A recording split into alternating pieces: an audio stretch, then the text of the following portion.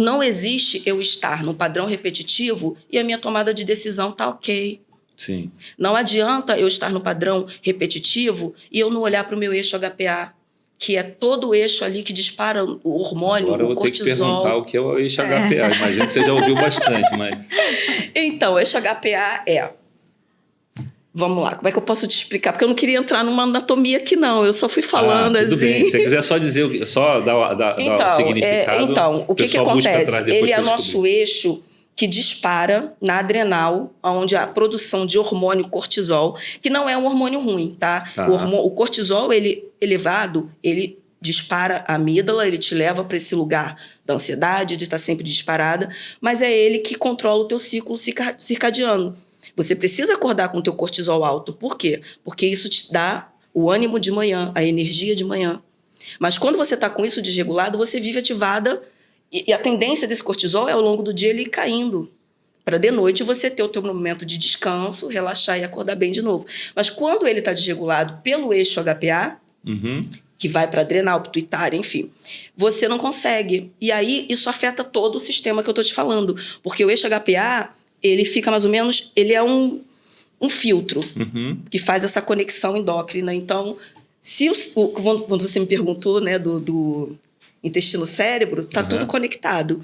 E aí que ele manda essa informação para o tálamo, que distribui informações. Isso vai chegar no teu córtex pré-frontal como?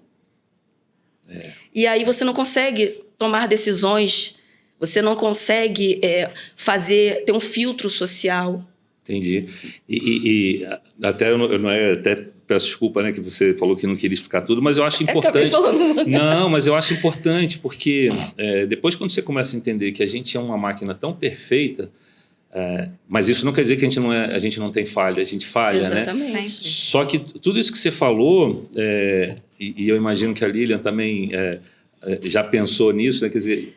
existe como tratar essa máquina e ela tem uma lógica, né? Porque quando você vê a pessoa, às vezes, num processo de sofrimento, não sei se vocês concordam com isso, é como se ela estivesse fora da razão. Você chega para a pessoa e fala assim, amiga, você precisa sair disso. Isso. E ela fica olhando para você. Eu não sei nem onde eu estou direito, né? Eu tenho... Eu, como não sou da área, né? Então eu... Mas acho que isso é a beleza de vocês dois. Eu posso falar o que eu quiser. Então, quando eu estou nesse lugar de... Eu tenho uma amiga que diz assim, Lília, você atrai pessoas com problema, né? Porque não é possível. Eu falei assim, gente, deixa a pessoa vir, deixa vir que a gente vai curar. É propósito. Bota em propósito que isso é. E aí eu posso falar... Como eu não tenho base científica, eu posso falar do jeito que eu quiser. Então, eu acho que o ódio é o maior motivador.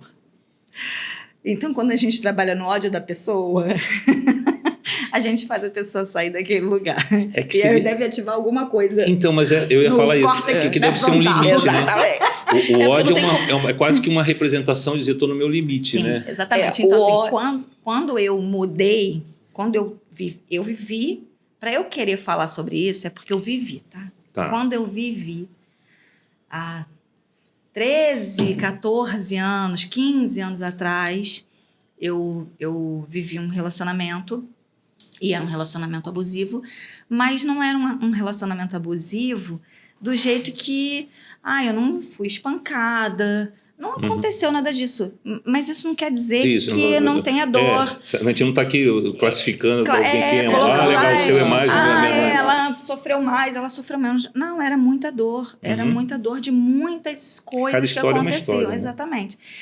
Opa, isso é um bom puxar, viu? Cada história é uma história. Exatamente. E aí, eu trabalhava numa empresa nessa época, e a pessoa que trabalhava comigo falava essa frase: o ódio é o maior motivador. Se você sente ódio, você sai dessa situação.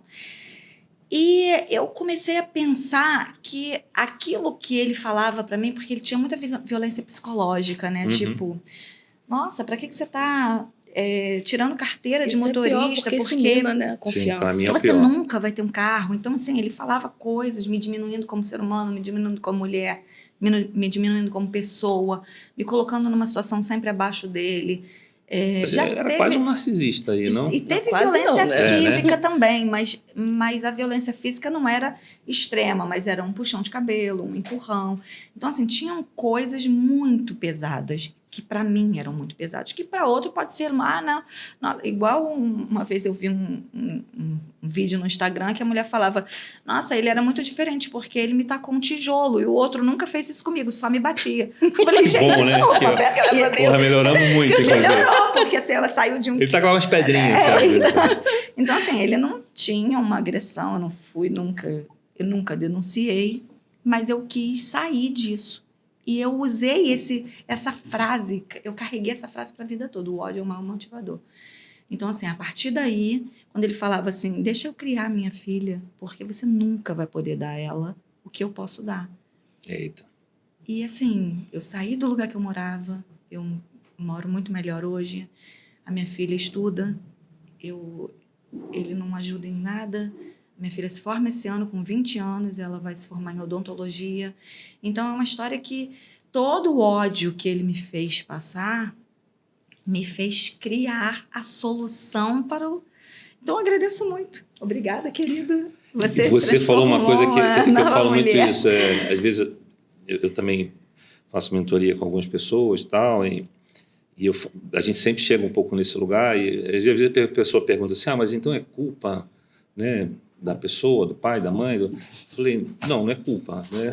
Agradece, só agradece para se te fazer, para você seguir. E o que você está falando é que dá, a força interior, ela está ali, né? Você precisa, técnica ainda, despertar isso. E aí né? eu quero te falar um episódio. Até muito pouco tempo atrás, eu falava disso com muita dor.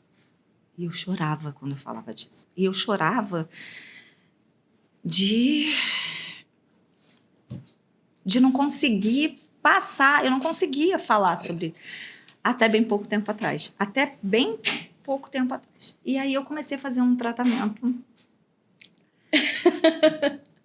e ela me levou em lugares que eu reconheci assim. Dores que eu não sabia que eu tinha. Porque para mim eu estava super curada, tá? Nossa, tô bem, tô plena, maravilhosa. Não, eu não estava curada. E eu falei, caramba, eu faço anos de terapia e eu nunca estive nesse lugar. E a ferida ainda estava ali, né? Muito você viva. Não conseguiu.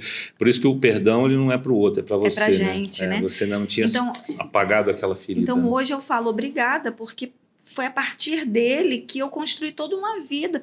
Não está perfeita, não. Tem muita coisa que eu preciso mudar, tem muita coisa em mim. O dia que tiver perfeito, você vai embora. O dia que... Pois é. Perde a graça. A brincadeira na Terra é passar por isso tudo. Né? Você chegou na perfeição, você já vai estar em outro nível, não vai estar aqui. Exatamente. Então, quando a gente Continuamos começou... aqui, então, né? Por enquanto. Aí, quando a gente começou a fazer esse trabalho de cura com a neurociência,